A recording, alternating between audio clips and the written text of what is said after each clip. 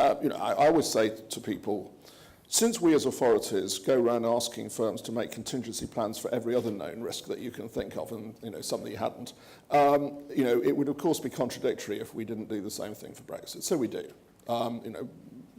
That's a reality, and that's what firms are doing.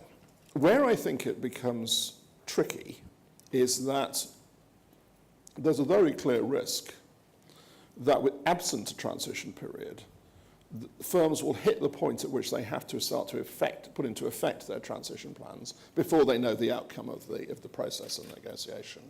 That is not optimal, I think, for anybody really, and that's one reason why it makes sense to have a transition period, and it makes sense, I think, all round to have a transition period.